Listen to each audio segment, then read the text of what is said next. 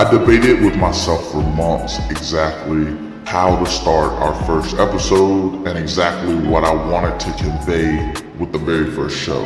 For this episode, we're going to take a look at propaganda, what it is, what would be classified as propaganda, its history, and how it shapes our lives today in the West. Like this video, subscribe to the channel. I mean, look at me. I'm a grown man. I'm wearing a mask that has been painted on. Got teardrops on my eyes. I got teardrops under my eyes. Like the video. Alright, so let's continue. Now, before we get into our discussion about current propaganda, we first need to define the objective of propaganda. Propaganda is used to promote a particular viewpoint or agenda. If we were to use that metric, currently in the West, there's mass propaganda, taking place every day.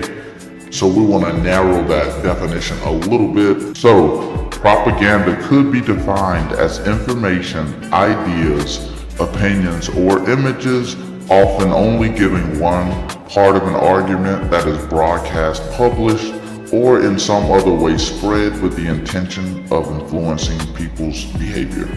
And many scholars, journalists, and politicians have long argued about how to properly define propaganda and distinguish it from other forms of mass communication. So more appropriately, propaganda is biased information designed to shape public opinion and behavior. It's often understood that propaganda involves any medium that stirs an irrational, emotional reaction to the viewer's thoughts or views. Now, this type of biased communication is typically expressed through forms of art that may not always illustrate one set of thoughts in a transparent way.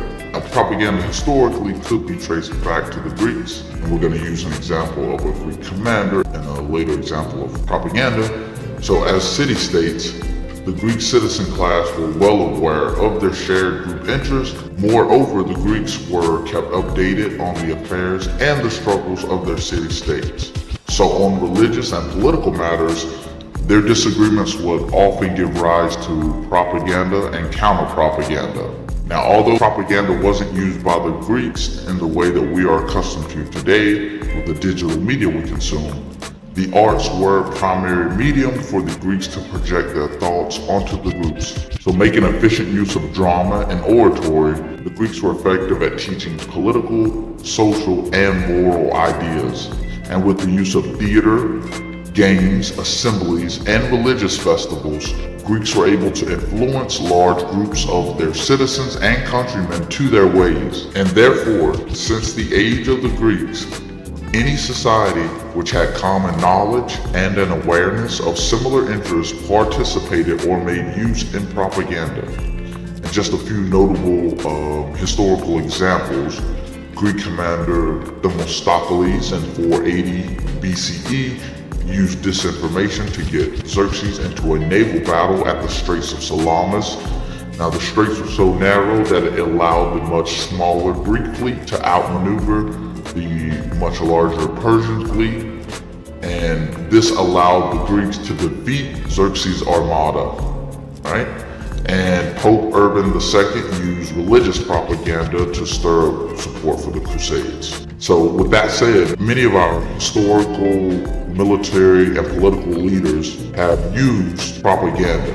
Just a few of those examples would be Alexander the Great, Julius Caesar, Benjamin Franklin, Thomas Jefferson, and even Napoleon. And from the Napoleonic Wars to the Second World War, propaganda was used quite effectively. In addition, with increases in technological advancements during the 20th century, such as radio, print, television, and even social media, propaganda has become much more polished, efficient, and more accessible to the masses. So with the close of World War II, the increasing use of technology and the strategies for dispersing propaganda have uniquely changed.